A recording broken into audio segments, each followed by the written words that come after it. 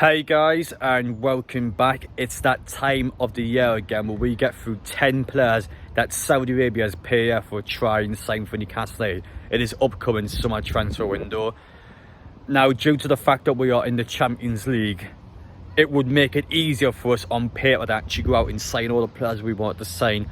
However, under financial fair play, we can only spend what the club generates. And secondly, due to the fact that our teams are fully aware of the fact that we have a good amount of money at our disposal, teams will try and rip us off and try and get as much money out of us as possible. So it's important for Newcastle to play our cards well to make sure we don't get mugged off from our teams and to get the players we want, but at a fair price. We cannot allow to get the absolute mick taken out of us, which, to be fair, so far we haven't allowed to happen. So that's what the video is about today. 10 players that I categorically know that the club were attempting to sign, or at least having their watch list or having noted down somewhere. And it's a case where Newcastle, they're signing a couple of players on this list potentially, but obviously you're not going to sign 10 players, are you? So no matter what, there are going to be players on this list that we will not sign, but it's a case that we will look into it to see what we can do. But anyway though, welcome back. If you're new around here and you like what you're watching, make sure you get down there, hit that subscribe button, smash the like button you enjoy as well. And finally, make sure you let me know down in the comment section your thoughts on the following 10 players. Would you take them at Newcastle? Yes or no? It's as simple as that. But anyway, enough from me. Without further ado, let's get straight into the list. First off on this list is a player who is about to sign for Newcastle already, and that is being Yankuba Minta. This is a Gambian winger who, to be brutally honest, I've never watched in my life. I can't come out in this video and tell you if he's any good because I've never seen him off personal experience. However, on social media, he has been proclaimed to be the next Lionel Messi. That's how big of expectations people have for this guy and how good of an individual player he must be. So it's a case now that it'd be a bit like Granquio. So you sign for Newcastle, but you'd be loaned out straight away. It'd be a few seasons out on loan, and he'll either come up to the squad if he's good enough, or if the club wants to just sell him on. So we're doing this more often now. Newcastle seem to like this structure, the way we're getting players in at a young age and I'm selling them on. It's interesting, I like the sound of it, to be fair. We had to make sure the loan move was correct for the player though. Grand Cure out and loan to Hearts last year, it didn't work out with the guy barely played, and Hearts fans just didn't like him at all. So it has to be a good loan move for both the players who want to get the best out of them. Once again, just like the last player, somebody I've never heard of before is Gabby Vega. This is a 21-year-old Spanish midfielder over at Celta Vigo. Somebody who's been proclaimed to be your next Xabi Alonso, the next Iniesta, whatever you name it, next top-class Spanish midfielder. Now, if he's anything like Mikel Merino, the last Spanish midfielder Newcastle had, I think we've got a pretty good deal going here because he was phenomenal. I regret us selling him so much. But even if this kid's just good enough for now to be somebody that gradually over time can get into the first team, that's all we want. I can't say much more. I don't know anything about this guy, but let's get into some players now that I do know a lot more about. Next up is the most obvious sign on this list. You can see Newcastle going back in for, and that is James Maddison.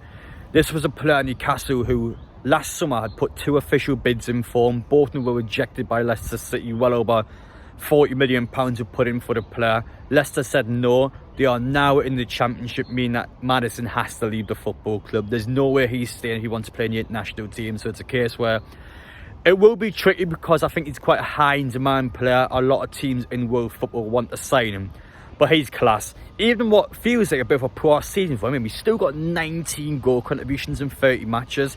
Look at those goal contributions on the screen there. He's got over double figures, 4 or 5 seasons in a row. I mean, this is a class player, and somebody at Newcastle would be foolish not to go back in for. Despite him being a bit older than some of the players Newcastle probably are looking for on this list, he's still someone that the club will 100% go back in for. And for me, I think he's a no-brainer. As somebody that would be craving European football, and especially Newcastle in the Champions League, it'd be hard for him to join our club. I think Newcastle's probably the best club out there that realistically will want to sign the player. Speaking of Leicester City, Harvey Barnes is also a player that Newcastle has been heavily linked towards. A player who has managed to score 13 goals in 34 matches in what has been a terrible Leicester City team. That's incredible, buddy. That's a really good goal return considering the fact that Leicester have been rubbish all season long. Somebody for me who I think is actually good enough to start for us, especially Newcastle's out wide options. I mean, we haven't really got any dedicated out wide goal scorers in our team. Almiron being the best one this season, who even at times, I know he has been injured, but he still had his off periods where he's not been scoring. And Harvey Barnes has outscored him even, so somebody that I think Newcastle, again, this is a player that has to leave Leicester City if he wants to get anywhere near international football. Somebody that will be at a deflated price considering his age and the fact he's English as well. I think Newcastle, once again, just like Madison, they're going to go in for both of them. We'll see what happens, but ultimately I think Newcastle are going to be sniffing all over the pair of them. Once again, another player who has to leave their boyhood club after being relegated this season is James Ward-Prowse. For me, the best free kick taker in world football, and two things Newcastle have lacked massively this season is one, a set piece taker that is good, and two, midfielders. We've seen it towards the back end of the season. Newcastle on deadline day in the January transfer window, we sought John Joe Shelby to Nottingham Forest. We did not replace him. Joe Willock picked up an injury. Joe Linton picked up an injury. All of a sudden, out of nowhere, we are lacking midfield options, and that's going to be a key area that Eddie Howe and Saudi Arabia's PF will target in this window. And we seem to have this mindset where we like to go after English players as well. James Ward-Prowse is a no-brainer. He's somebody that, at his age, his experience, what he brings to the team, he's going to be there at a low price and somebody will snatch him up. Newcastle will have him all over the list and we'll see what team out there gets him in. I can't see him staying at his boyhood club. It'll be mental for him to stay if he wants to play for England again. But yeah, I see somebody taking him up. Whether it's us or not, we'll shop to find out. Staying on topic of the midfielders, Scott McTominay was a player that Newcastle have been linked with throughout the season, and somebody that, again, for midfield options, I think the club will look into in this summer transfer window.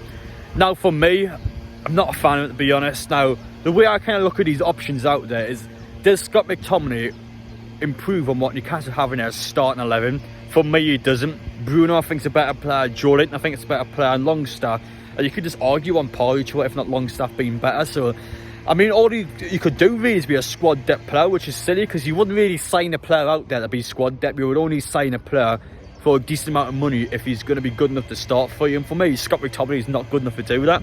That's just how I feel about him. Maybe I'm wrong, maybe we're saying him and maybe he's better than what we have, but for me though, I don't think we should go in for him. I think the fact Manchester United as well, they were charged a lot of money for him. I don't rate him at all.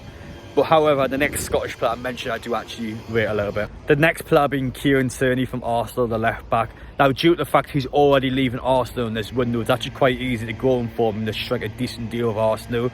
Now, that's one thing I'm always quite fearful of, is the big six. The fact that we are now a team in there competing with them. It's unlikely for those teams to negotiate for us. So if it's a case with Tierney where another Premier League team comes in for him, like I know a Crystal Palace or a Wolves or something, it's more likely for us just to sell him onto them because it doesn't benefit us. So we have to wait and see. However, it's a case where they need to clear the books. Nobody else wants him and Newcastle go in for him. I think he's good. I actually think he's a good squad depth player. I think the left back scenario Newcastle does need to improve on. For me, I do rate him. I think with some consistent games how he can do well. Whether he gets that in Newcastle or not is another question, but I do like him as a player.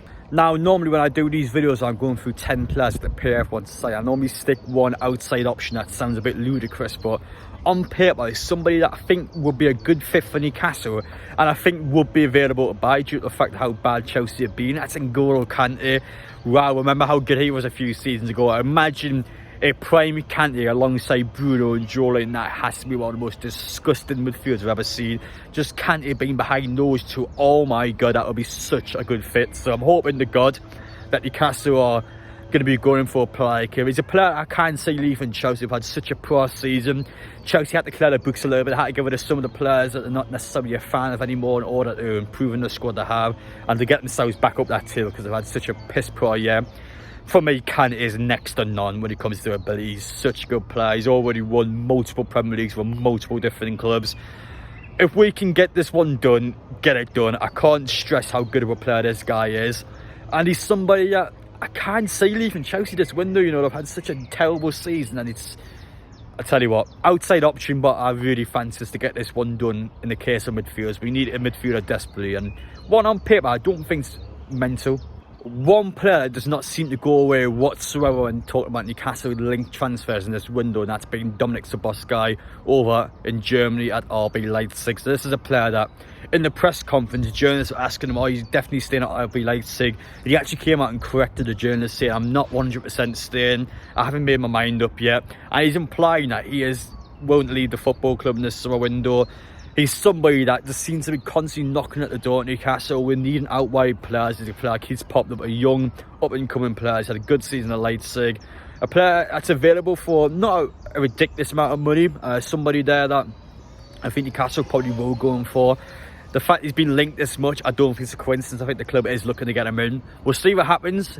But if not, though, we'll get into my final option here, which I think Newcastle could potentially go in for if we want to get some of these players I've already previously said. And finally, last but not least, as for attacking players Newcastle could go in for if we don't get some of the targets I've already previously said, that being Marcus Thuram.